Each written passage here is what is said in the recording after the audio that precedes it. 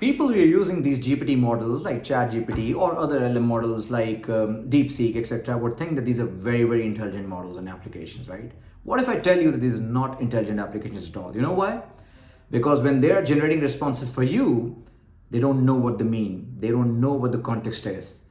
So for instance, if you are asking these models to create tables for you, comparisons for you of different countries, for instance, GDP comparison of top 10 countries, etc., summarize text, create new text, generate new images, videos, and whatnot, you would get very, very accurate answers in most of the cases. But they don't know what those answers are, what they mean, what the context is. They don't know what GDP is. They don't know what a country is, but they're very accurate in responding to you. That is why I say or claim that they're not intelligent. So here's how they work, right? So when you ask any question or you give a prompt to such models, right? Their ability to do what they do effectively is they predict the next word in that sentence, right? So next word, and they predict the word after next, word after that, word after that, word after that. So they are able to predict the next sentence, next couple of lines, next paragraph, next page, etc. And they can write a book as well, write a poem or something. So what's interesting about these models is that the way they work is that they convert these words into tokens. A token could be a word of a sentence or a partial word of a sentence, etc.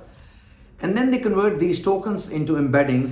Think of embeddings as numbers, words being converted into numbers, right? And then some mathematical calculations or relationships being added to those numbers. So for instance, if I tell you that I ate an apple, then based on these embeddings and knowing a bit of context, these models would know that the Apple you're talking about is not Apple as a company, not MacBook Apple or iPhone Apple, right? This is just a fruit.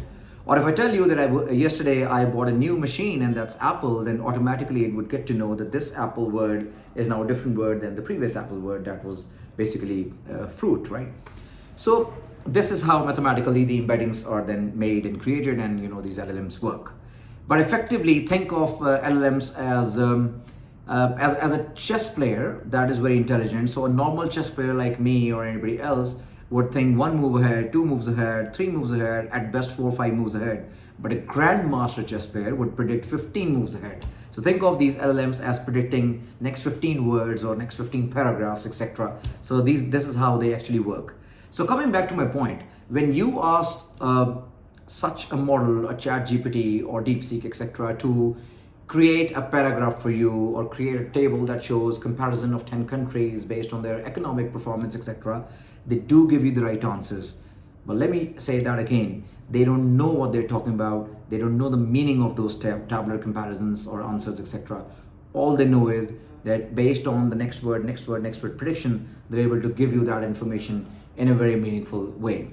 Anyways, I hope that, after watching this video, you now know LLMs a little better than before, and that was my sole purpose. So I will keep making such videos, and if you want to see more such videos, just follow me. Thank you very much.